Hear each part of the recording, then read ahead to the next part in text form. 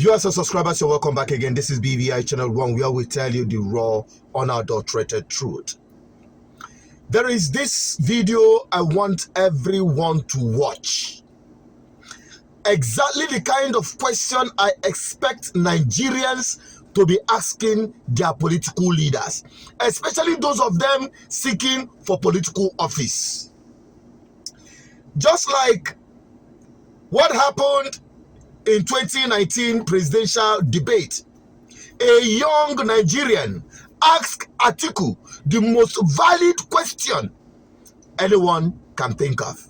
Now, I want you to have a reflection of that video. I'll be right back. And I'm directing my question to Atiku Abubakar, and it's regarding employment and job creation, because that's what you keep mentioning. And as a successful businessman, I'll put it this way. I'm an applicant applying to work in your successful company. And after passing through some processes, your HR department, that's the human resource department, asked me to provide a referee from my previous place of work to enable me to secure the job. And I have something to say. This is the response of my employer, whom I've worked with for the past 8 years. And this is what he has to say, and I quote: his propensity to corruption, his tendency to disloyalty, his inability to say and stick to the truth all the time, his propensity for poor judgment, his belief and reliance on marabout, his lack of transparency, his trust in money to buy his way on all issues, and his readiness to sacrifice morality, integrity, propriety, truth, national interest for self and selfish interest. My question is, if my previous employee forward this reference to you, will you employ me? Good. Excellent question. Excellent question. I don't expect Atiku to give us a valid answer to this question, because as usual, they will dodge him. But let us go and get the answer from the horse's mouth. I'm not saying that Obasanjo is an animal, but let us hear from him the answer to this question. If Atiku should have our votes, let us hear from his previous employer. Yeah. I have no personal issue with Atiku, but if I then, with what I know about Atiku, which you can read in my book. Okay, read the book. Are you a member of his family? If, with what I know about Atiku, if I have put Atiku forward, God will not have forgiven me. Okay. Okay. We got a letter from America in June 2006 listing a number of people to be investigated. Atiku was one of them. Atiku was one of them. That letter went straight to EFCC. It was just shown to me, because they will not be able to investigate my number two without my saying, okay, if we get this letter from America, so be it.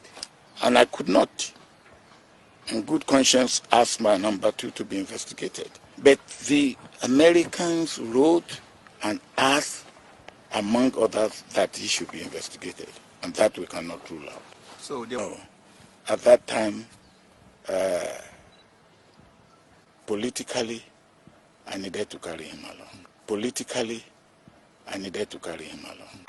But I don't know whether he can go to America now. Do you know? I'm asking you, do you know? I know he travels. To where? He travels to where? To Dubai? Good. You know, some people will say this is a different scenario. No. The truth of the matter is that Nigerians voted Obasanjo. Obasanjo employed or chose Atiku as his running mate to work under him. And he has this kind of reference for the person that worked under him. You know, that is just the simple way to get a valid answer. If Nigerian youths who are busy collecting peanuts to work as foot soldiers for these politicians could ask them the same question, if the Nigerian youths could ask the Nigerian politicians the same question, especially these ones that are sitting at home, and some of them are already enjoying BB Niger, wonderful. If they could ask their politicians where their children are, their governors, their senators, their House of Rep members, their state assembly members, even their local government chairmen, if they could ask them, where are your children? Are your children sitting at home on strike as we are? Let them give you an answer. If Nigerians can ask their politicians how many of their children are unemployed, and some of their children who are unemployed, no direct source of income, yet they are living in affluence across the globe. If only they can ask them the same question. If only Nigerian people can ask these politicians the same question, especially the lecturers and the professors, who many of them happen to be returning officers during election and have been used to rig election and rewrite election result so many times. If only they can ask this valid question. If you as a politician could be collecting very fat, elephantic bonuses and salaries and all the privileges that are associated with it, what happens to the lecturers who have been teaching in the schools? What about those who are collecting minimum wage that their salary cannot take home? If only Nigerians can ask valid question. I'm only a messenger. I've delivered the message. I just hope Nigerians will listen and start reasoning. I'm only a voice, an advocate for good governance. Please help me share this video and open the eyes and thinking faculty of many Nigerians. Let them see beyond their nose.